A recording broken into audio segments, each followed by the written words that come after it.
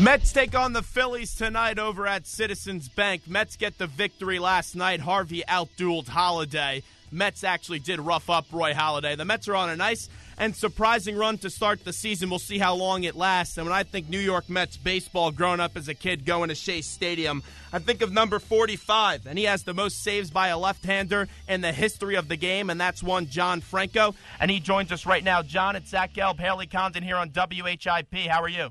Good. How you guys doing? Well, we're doing great, and I know you're accustomed to this Philadelphia area, and I know you are a New Yorker just like myself, but you've taken a few road trips. What was it like coming to Philadelphia and playing here when you were a player? Great cheesesteaks. What was your favorite place?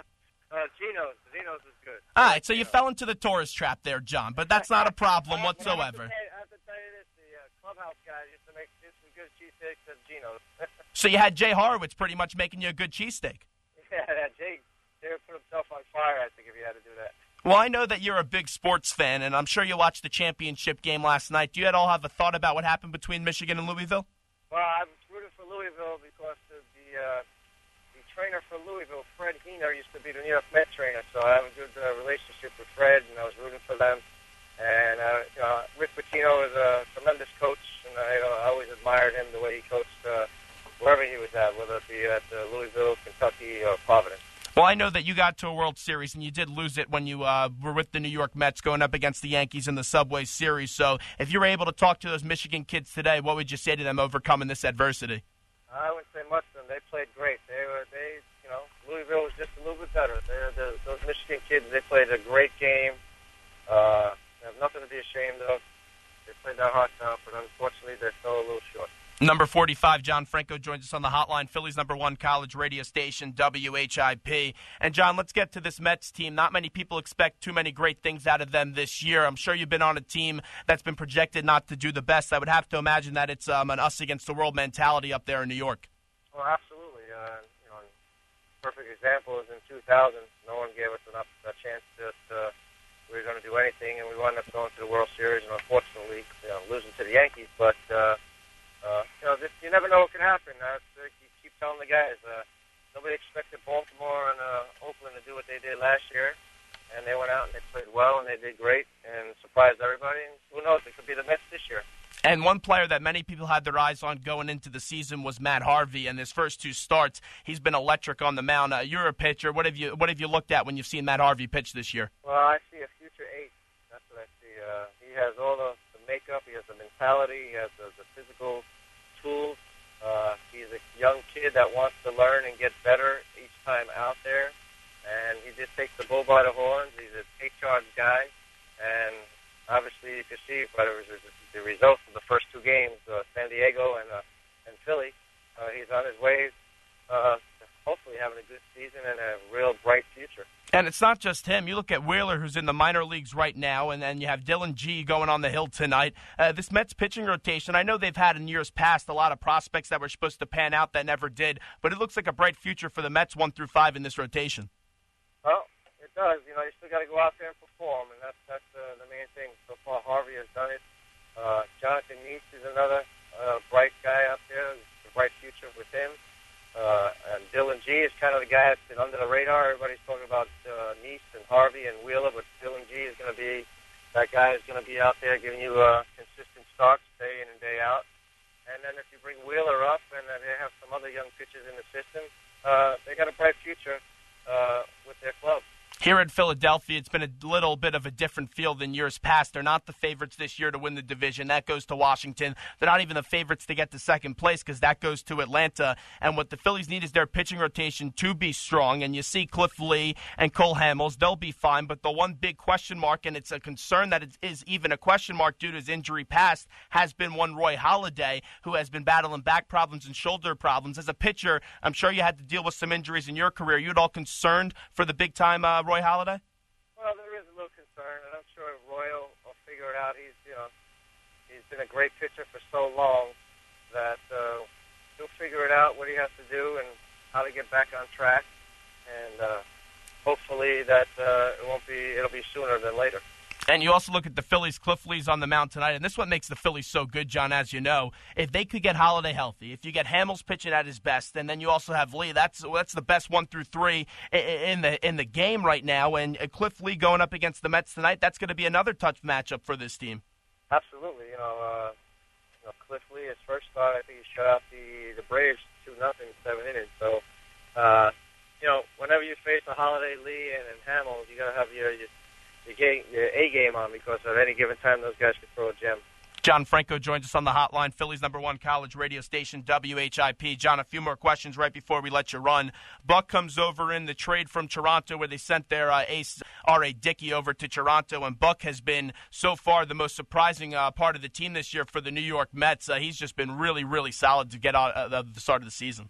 Absolutely. I played with John Buck when I was in my last year. When I played, I was in Houston, and John was a young catcher in the Houston organization, so he had caught me a couple of times. And John Buck is a very, very good catcher, game caller, take charge guy. And when the Mets made that trade and got John Buck, it's going to help their pitching staff tremendously. He's a veteran guy now. He's been in the league for a while, and he knows how to call a great game. He's very good defense, good throwing. But, they're getting a bonus now with his hitting. He's really hitting. I think he hit another home run last night. He's got 3 RBIs. So he's got about 8 or 9 RBIs during the season, whereas last year he had a terrible year. He hit 190. John, as we have you on the hotline, and we only got a few more minutes with you, you played with Mike Piazza for a plethora of years, and the two of you were two iconic figures for the Mets, especially when you look back to that 2000 team that got to the World Series. People remember, they look back, they think of John Franco and Mike Piazza, and to see Mike not get in the Hall of Fame this year, I just thought was an absolute joke, and I thought it was ludicrous. I would have to imagine, though, that his day will come next year, but I really think he got robbed this year, not getting in on the first try. Well, I think the writers were trying to send a message about, the steroid era, and they were, unfortunately for Mike and Greg Biggio and Jeff Bagwell and all those other players who were on the ballot didn't fare well. But eventually Mike will get in and Biggio will get in. They were great players and they deserve to get in. But it's all dependent on the writers. And unfortunately, there are writers who know nothing about the game and they still get a chance to vote. But there are writers who know a lot about the game, and maybe they're trying to set an example. But eventually, those guys will get in. Do you think players that are in the Hall of Fame, should they get a vote? I think the Hall of Famers should vote. Yeah, no, I agree. It's a good point because some of these writers are very knowledgeable, but then you see some of these ballots. There's always some times where there's a guy that gets in there and gets a vote that some people are just saying, how is he even on the ballot?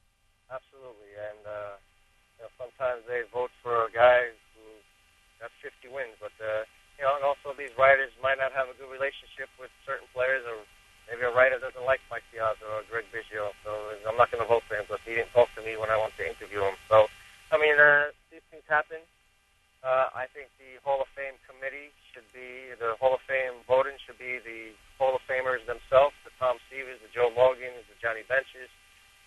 Those are the guys that should vote for the Hall of Famers rather than the sports writers. And you mentioned Mike Piazza, all the moments that come up in mind, and there's a lot of them. He was my favorite player growing up as a kid, and you were my second favorite, John. But you see Mike Piazza, and all those moments that you saw growing up in New York, having gone through 9/11, there was nothing like when he came back up against the Atlanta Braves. The Mets were down. They needed some spark just in that city, and he hits a big-time home run. Can you just recall that moment in that big-time home run that he hit? Oh, it was great. It was great. I still remember it. Every time I talk about it, the hair stands up on my arms because anytime that New York City needed a pick-me-up, that was it right there. And, it's for only 3 hours that we play that game, and to make everybody forget about what happened for 3 hours, it was great. And when he hit that home run, you had people jumping and screaming and crying and chanting USA, and it was just a great to be part of and great to be there to witness that. You are a New Yorker, and that was an attack on your city and on your nation. How tough was it to play baseball even a few weeks removed from the tragic events that occurred back in 2001? It was tough, but, once the president and the Mayor Giuliani said that we need to get back to normalcy and go out back and play ball, we had, a week to 10 days off, whatever the time was being. And I think, baseball sometimes helps you heal for a couple hours, and then, the reality sets in, and my teammates and myself, we went down to ground zero, and we thanked the firemen, policemen, and the rescue workers for what they have done. But we did a little part.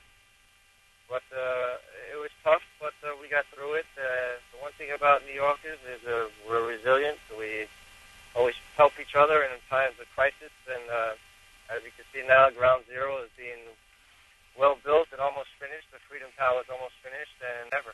John, final one here from me, and we only got 30 seconds. Mariano Rivera, this will be his last run, and you competed up against him for a number of years, and Mariano's the best closer of all time, and I'm sure you'll even agree with me on that one.